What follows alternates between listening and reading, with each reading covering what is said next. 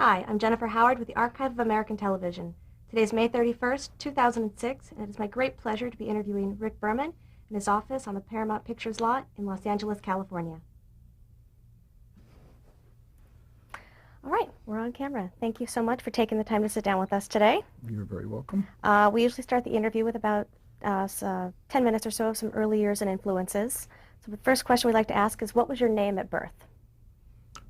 My name at birth was Richard Keith Berman. Did you have any nicknames growing up? Rick. Just Rick. Just Rick. When were you born? Christmas Day, 1945, Where were you born? New York City. Is that where you grew up? I grew up in New York City until I was about 7 or 8, and then we moved to the North Shore of Long Island, where I did the rest of my growing up. What was your mother's name? My mother's name was Alvira. Strange name. I've named some characters that over the years, but it's a name I've never heard. I think her parents wanted her to be a boy, so they were going to name her Alvin, and they came up with Alvira. But she was always known as Chicky. That was her nickname that she kept all her life. Did she work? She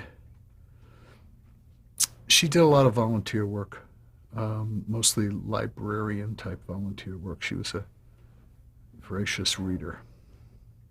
And what about your father? What was his name? Edward. And what did he do for a living? He was a painter. He was an artist, and then in the 1950s he got involved in advertising art, and he then ended up being he ran the advertising for a very big department store in New York called Abraham and Straus. Did you have any brothers or sisters? I had one brother who died in 1973, and one sister who is doing just fine. I'm glad to hear that. What were your hobbies growing up? My hobbies growing up. I think the kind of normal hobbies that kids growing up had. I did a lot of sports, played a lot of baseball, tennis, and I was always somewhat fanatical about movies. I fell in love with movies when I was like in junior high school, and I would go off and see Italian films and Swedish films and a lot of movies that most people my age were not very familiar with. Did you know at that time what you wanted to be when you grew up? I always wanted to get into television, believe it or not, or movies or television. It was my interest from. Did you know what you wanted to do in entertainment, or just something? Yeah, just you don't quite know what the various tasks are when you're a kid. You want to direct or write or produce or do something like that. Were you a very good student growing up? I was a good student, not a very good student. Where did you go to high school? Went to high school in Old Westbury, Long Island, a place called the Wheatley School. And did you attend college? Yes, I did. Where'd you go? I went to the University of Wisconsin in Madison, Wisconsin. What did you study there? Film and television. So what were your plans after graduating? To get out of school was my major plan. And I knew I wanted to go back. I had no lofty desires to go to Hollywood. That just seemed beyond anybody's. It was just too big. So I was planning to go back to New York and get involved in film or television there. That was my plan at first. And did you follow through with that plan? Yeah, I did. My first job out of college was I was a page and a tour guide at NBC in New York, and had some wild times there. And after I left that job, I went to work for a small film company that did documentaries and industrial films.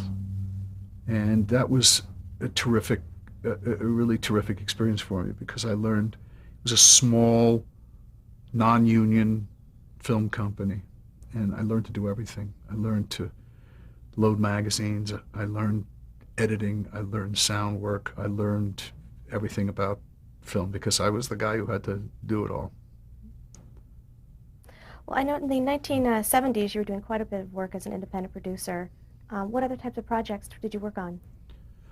Well, I started working with a guy named Dick Young, who was sort of a step up in the documentary film world. He did a lot of films for the United Nations and the USIA and the National Science Foundation. And for about 10 years, I worked as an assistant cameraman and a sound man and an assistant editor with Dick, and we traveled to remarkable places. We traveled all over the world.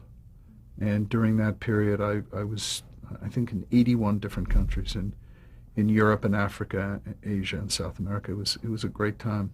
I was single and adventurous and not afraid of anything, and we went off and made some very good films that were prize-winning documentaries, short documentary films. What were some of the topics of those? We would go off and take a trip around the world and just do a film about firewood.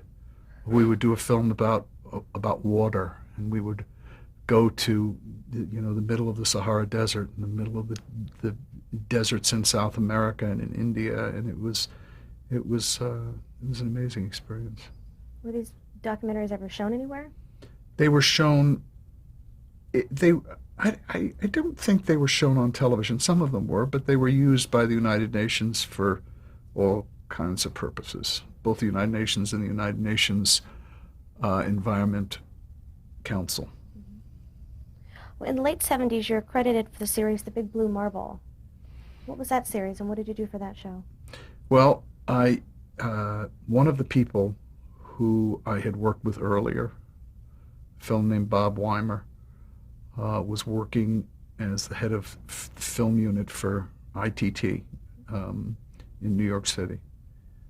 And they decided to resurrect a show that had been on the air a few years before called The Big Blue Marble, which ITT funded, and they gave it to, when they gave it to commercial television stations, they gave it under the provision that no commercials be shown. And when they gave it to public television stations, obviously no commercials were shown. And it was a documentary series that basically did a profile of a kid, boy or girl, one 15-minute piece that took place in the United States and one 15-minute piece that took place outside the United States. And Bob brought me on as the producer of the show, and we won an Emmy the first year that we did it, and it's best children's television series. And I got to do a little bit more traveling and some directing and a lot of writing on that show. How long did you work on that show? I think about 6 years. And what did you do after that? After that, I was hired to do a HBO series called What on Earth, which was again a documentary series about interesting things. Every episode had 5 or 6 pieces to it that dealt with vaguely with scientific matters. And that show, I took that show over from somebody else, and it lasted about a season. And at that point, I was asked to produce a series with a guy named Jamaica Highwater, who was an American Indian, and it was a series called The Primal Mind, based on a book that he had written. And we had a long time, we had a year to do it, and it was a 35-minute documentary about how European cultures and Indian cultures perceived reality differently. And that again won a lot of awards, and we shot most of that in the Southwest. In the mid-'80s, you moved from New York to LA. How did that come about? What were your plans? Well, Big Blue Marble. I had left Big Blue Marble. I had worked in the HBO project. I had worked on this American Indian film, and there just wasn't a lot of stuff going on in New York. So my wife and I and my 2-year-old, then 2-year-old son decided to come out to LA for 1 month on a just an exploratory mission, and we ended up never leaving. Well, one of your first jobs here, I believe, was with Warner Brothers. My first job here, it was interesting. I had we signed a month lease in this apartment, and I had a handful of names, and I just started calling, and we were down to the last 3 or 4 days of our month, and I got offered two jobs on the same day. One job was to produce the ABC series Ripley's Believe It or Not, which was hosted by Jack Palance.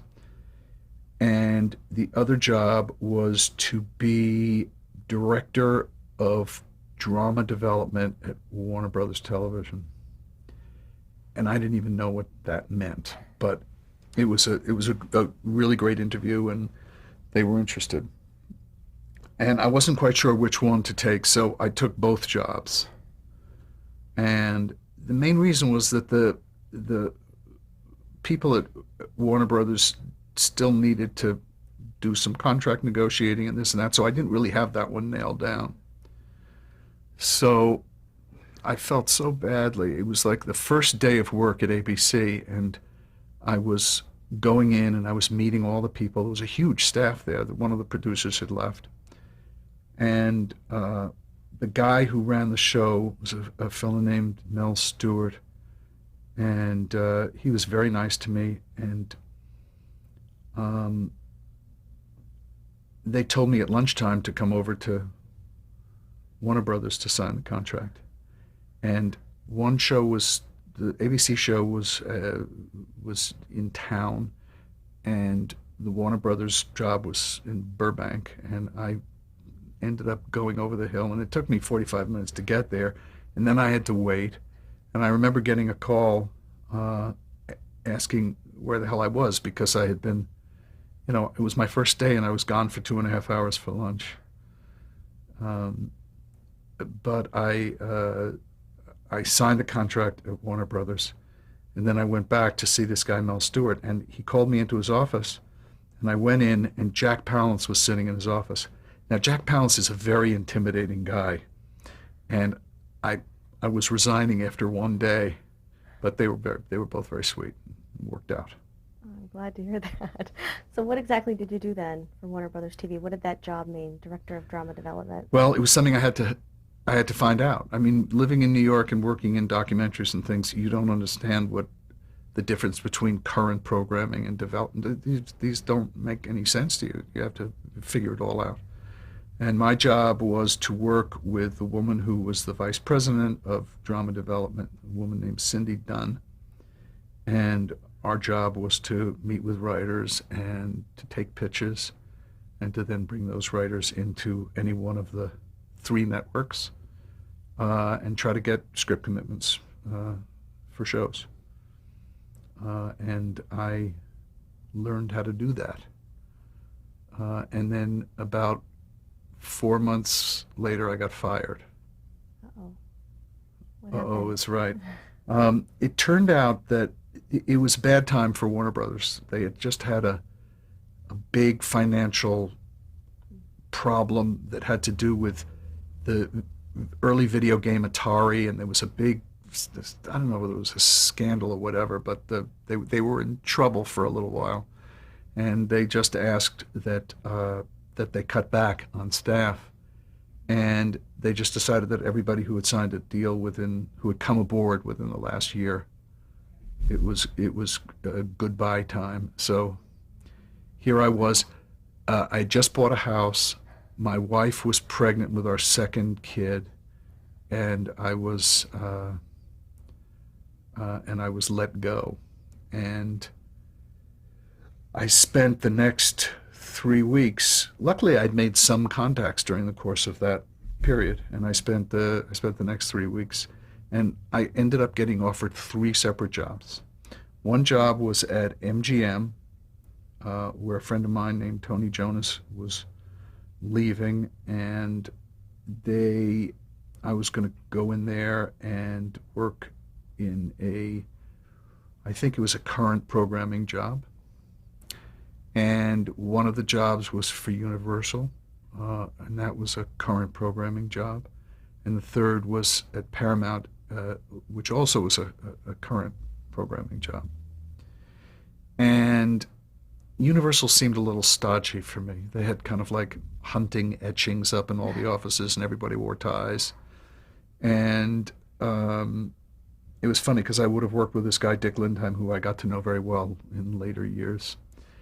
And the MGM job, I was working for a woman who I learned was completely out of her mind. So I ended up taking the job at Paramount, and that was the end of 1984. And I I was working for a guy named John Pike, and John Pike, he wasn't president of Paramount Television yet, but he was like the executive vice president. And he was big on not telling you what he wanted you to do. He just sort of said, go to it. So I came to Paramount, and I suddenly was in charge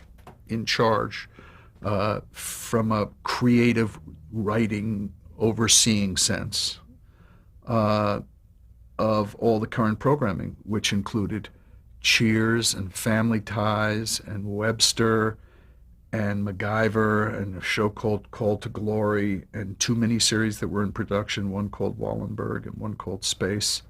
And it was kind of overwhelming. But you're really not in charge of anything. The job of a current executive is just to try to put out fires and calm people down when they get a little bit crazy.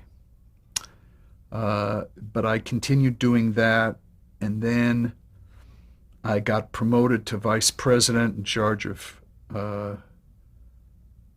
movies and miniseries, which was an interesting job because Paramount wasn't really that interested in doing movies or miniseries. And I did a lot of, we had one terrific project that was in development at that point, but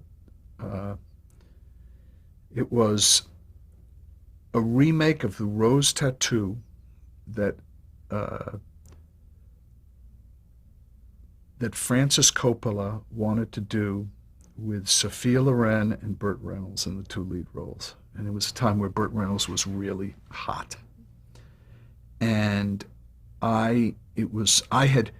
ironically, Francis had been my camp counselor when I was about 10 years old, and had actually directed me in a musical of something called, I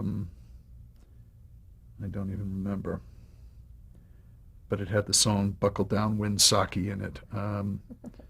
And I went to I went to NBC, and they went crazy over it, so I had a sale, and it was really going great. And they were negotiating with Sophia Loren, and they were negotiating with Burt Reynolds. And then one day, I got a call from Coppola saying, I've got a great idea. I want to do it live.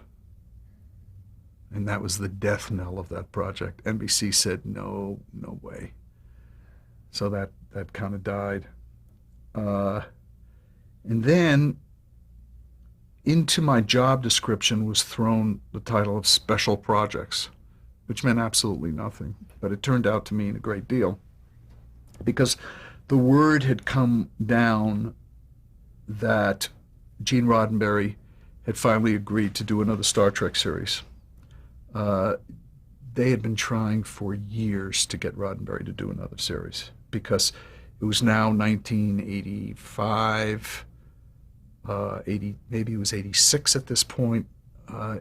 The original Star Trek series had ended in 1969, so it was nearly 20 years later, and the general opinion was that Roddenberry was a cranky old bastard and nobody wanted to have anything to do with him. And since I was like the lowest ranked vice president in the group, it was like, let him do it. So I went to the first meeting, and there was some contention because the studio wanted a 2-hour pilot. Roddenberry only wanted to do a 1-hour pilot. And during the course of this meeting, both Gene and his trusted lawyer and companion, a guy named Leonard Maeslish, they spent a lot of time sort of glancing around the room, and whenever they glanced at me, I kind of, if one of my colleagues was being a little bit overly grumpy or a little bit overly definitive in what they wanted, I would sort of raise an eyebrow a little bit. And it was wise eyebrows, because the next day I got a call from Maeslish, who said that Gene wanted to have lunch with me. So we went to the commissary and we had lunch, and we didn't talk about Star Trek at all. And he kind of found it pleasant that I knew nothing about Star Trek, because I really had never seen a Star Trek movie, and I had never watched Star Trek when it was on television. And the next day, I got a call from Maeslish saying, "I'd like to have lunch with you today." Two free lunches in a row. So I went to the commissary, and Leonard said, "Gene and I would like you to quit your job and come work for us," which was a strange proposition. It was certainly, came out of left field. I wasn't expecting it. It was much more in the vein of what I wanted to do. I had been a studio executive now, if you count Warner Brothers and Paramount, for about a year and a half, and I really didn't enjoy it. And I had been a producer for 15 years prior to that. So from that point of view, it was a great offer. But from another point of view, it was a project that had both hands tied behind its back. It was science fiction, and virtually no science fiction was working on television at that point. It was a sequel. Sequels weren't working at that point. And it was going to be syndicated. It was not going to be on a network. And that had not really been done before successfully. But I still wanted to get out of the executive business, so I went home and I spoke to my wife, and the next morning, I didn't think I was going to be able to get out of my deal, but it turned out that the studio people who I was working for, I think, looked at it as, "Oh, this is great, we'll have somebody on the inside." And they had no problem letting me go. And I then joined the staff of what was going to become Star Trek: The Next Generation. There were two fellows who were producers under Gene, one named Bob Justman, who stayed for the first year, and one named Eddie Milkus, who had some kind of an argument, disagreement, maybe would be a better word, with Roddenberry, and had left just about the time that I came aboard. Well, now, what do you think he saw in you, asking a studio executive to become a producer on his show? I've often asked myself what it was that Gene saw in me. I think the fact that we had both traveled so much. Gene was an airline pilot. He was a Pan Am, I believe it was Pan Am or TWA pilot, and he had traveled all over the world. He had been to a lot of places that I had been to. I think he was attracted to the fact that I didn't know anything about Star Trek, and that I was much younger than the two guys he had who were producing the show with him. I think he wanted a younger ear, a younger voice in the mix. And Maeslish also took a liking to me, and I don't know why, but I got along with both of these guys very, very well. Well, you're saying everybody thought he was a kind of a cranky old guy, Gene Roddenberry. What were your impressions of him? What did you think of him personally and professionally? He was cranky if he felt anybody was pressuring him. He had become a bit of an icon. He was already close to 70 years old, and he didn't want to take crap from anybody. I had an absolutely delightful relationship with him, but I know people who didn't. I know people who he maybe picked on a little bit, but he had very, very strong ideals on what he wanted the show to be, and he wasn't going to let anybody mess with that. And I never, uh, well, I shouldn't say never. I rarely messed with that. But I got along with him beautifully. What did you think of his series idea, not being a former Star Trek fan? What were your impressions of it? Well, I read the first draft of the script, which he wrote along with a woman named Dorothy Fontana, who had been involved with him on the original series. And I thought it was terrific. I mean, I was looking at it purely from the point of view of somebody reading a script. And during my days at both Warner Brothers and Paramount, reading scripts was something that I was very proficient at. Uh, and I thought it was terrific. I saw his problems with expanding it from 1 hour to 2 hours, but ironically, what he did expand ended up completely making it work, because he finally eventually agreed to make it a 2 hour pilot. What exactly were your responsibilities when you joined the show? You were supervising producer? I was supervising producer for I think the first episode or two, and then he made me co-executive producer, and he uh, he divided up the responsibilities um, of myself and Bob Justman, and he tended to give me the cooler jobs. I was kind of in charge of casting. I was in charge of editing. Bob was more in charge of the nuts and bolts of what was going on. But I have to say that the education I got from Justman, who had been a producer for many years, was remarkable. Why did he only stay for one season, do you think? He was also um, getting on in years, and the pressure of producing a 1 hour television series is pretty intense. And after 1 year, he felt that he had